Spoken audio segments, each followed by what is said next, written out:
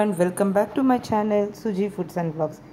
ముందుగా మన ఛానల్ని ఎవరైనా కొత్తగా చూస్తున్నట్లయితే సబ్స్క్రైబ్ చేసుకొని పక్కనే ఉన్న బెల్ ఐకాన్ అయితే క్లిక్ చేయండి. ఈరోజు మన ఛానల్లో నేను ఒక సూపర్ టేస్టీ క్యాబేజ్ రెసిపీ అయితే మీకు చూపించబోతున్నానండి. ఇది తమిళనాడు స్టైల్ అండి. తమిళనాడులో చాలా ఫేమస్ డిష్ అన్నమాట. ఇది క్యాబేజ్ కూటు అంటారు. చాలా బాగుంటుందండి. క్యాబేజ్ తినని వాళ్ళకైతే ఇలా చేసి పెట్టారంటే చాలా ఈజీగా చాలా టేస్టీగా తినేస్తారండి. అసలు క్యాబేజ్ అని కూడా గెస్ చేయరనమాట. అంత బాగుంటుందండి టేస్ట్. మరి ఇంకా లేట్ చేయకుండా వీడియో అయితే స్టార్ట్ చేసేద్దాం. చూడండి, ముందుగా ఇలా ఒక ప్రెషర్ కుక్కర్ తీసుకొని ఇక్కడ శనగపప్పుతో చేసుకోవాలండి కూట్ అయితే. అందుకనే ఒక 1 కప్ శనగపప్పునైతే బాగా వాష్ చేసుకొని ఒక ½ అవర్ పాటు నానబెట్టుకున్నాను. అవి వాటర్తో పాటు యాడ్ చేసేసి ఇందులో సన్నగా కట్ చేసుకున్న క్యాబేజ్ 1 కప్ యాడ్ చేసుకోవాలి. అలానే ఒక పెద్ద సైజ్ టమాటోని సన్న ముక్కలుగా కట్ చేసుకొని యాడ్ చేసుకోవాలి.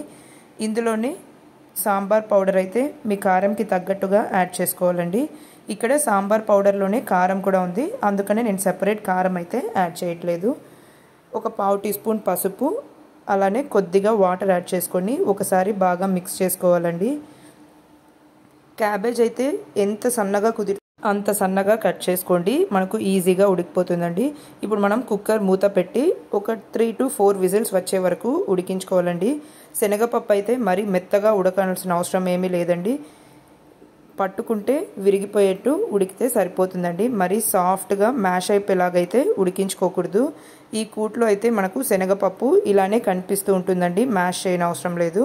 చూసారా, ఇలా పట్టుకుంటే నలిగిపోతే అది సరిపోతుందండి. ఇప్పుడు మనము ఇలా ఒక చిన్న మిక్సీ జార్ తీసుకొని ఇందులో ఒక 2 టేబుల్ స్పూన్స్ దాకా ఫ్రెష్ కొబ్బరి అయితే యాడ్ చేసుకోవాలండి.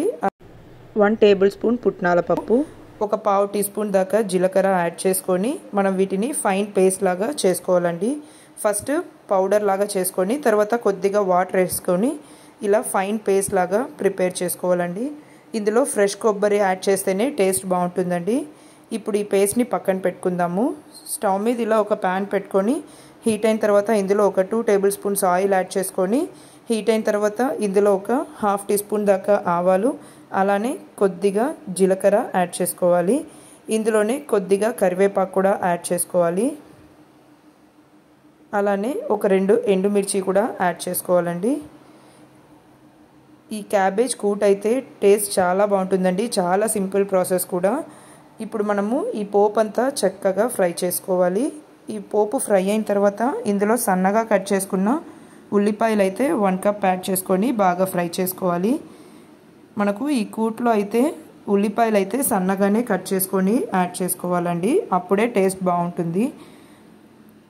ఇప్పుడు ఆనియన్స్ కూడా కొంచెం ఫ్రై అవ్వాలండి. ఫ్రై అయిన తర్వాత మనం ముందుగా ఉడికించి పెట్టుకున్న పప్పు క్యాబేజ్ అయితే ఉంది కదండి, వాటిలోకి ఈ ఫ్రై చేసుకున్న పోపు మొత్తాన్ని ట్రాన్స్ఫర్ చేసేసుకోవాలి. చాలా సింపుల్ ప్రాసెస్ అండి. క్యాబేజ్తో అయితే ఏం చేయాలో తోచినప్పుడైతే ఇలా కూట్ అయితే చేసి పెట్టారంటే చాలా సింపుల్గా అయిపోతుంది. టేస్ట్ కూడా చాలా బాగుంటుందండి. ఇది తమిళనాడులో చాలా ఫేమస్ రెసిపీ అన్నమాట. నేను మొన్న బీరకాయతో ఒక పప్పు చూపించాను కదండి, వాటినేమో బీరకాయ తీకూటు అంటారు, దీన్ని వచ్చి పుల్లకూటు అంటారండి. ఇందులోనే మనము కొద్దిగా చింతపండు రసం, అలానే ముందుగా గ్రైండ్ చేసి పెట్టుకున్న కొబ్బరి పేస్ట్ కూడా యాడ్ చేసేసుకోవాలి. ఇప్పుడు వీటన్నింటినీ ఒకసారి బాగా కలుపుకోవాలండి. చింతపండు రసం చాలా తక్కువ యాడ్ చేసుకోవాలండి, మరి ఎక్కువ యాడ్ చేశారంటే ఎక్కువ పులుపు అయిపోతుంది.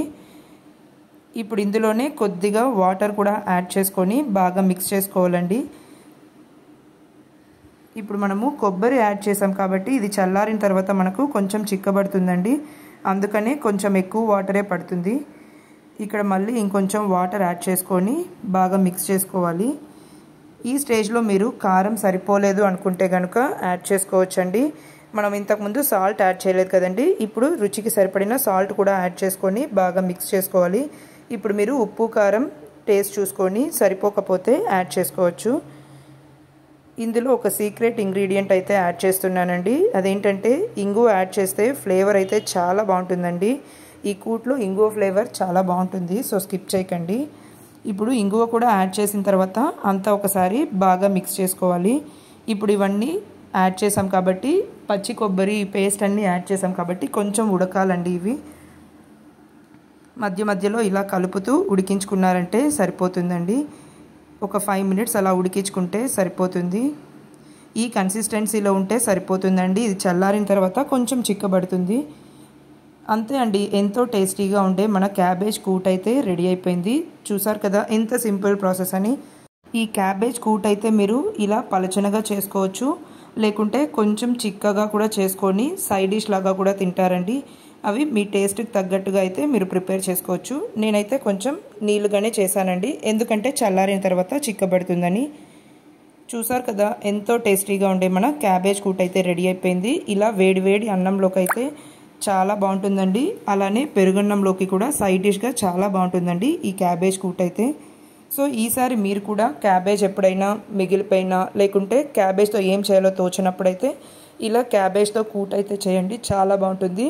ట్రై చేసి మీకు ఎలా కుదిరిందో కామెంట్ బాక్స్లో మీ ఫీడ్బ్యాక్ని అయితే నాతో షేర్ చేసుకోండి. ఈ వీడియో కనుక మీకు నచ్చినట్లయితే లైక్ చేయండి, షేర్ చేయండి. అలానే మన ఛానల్ని కొత్తగా చూస్తున్న వాళ్ళైతే సబ్స్క్రైబ్ చేసుకొని సపోర్ట్ చేయండి. సబ్స్క్రైబ్ చేసుకొని పక్కనే ఉన్న బెల్ ఐకాన్ అయితే క్లిక్ చేయండి.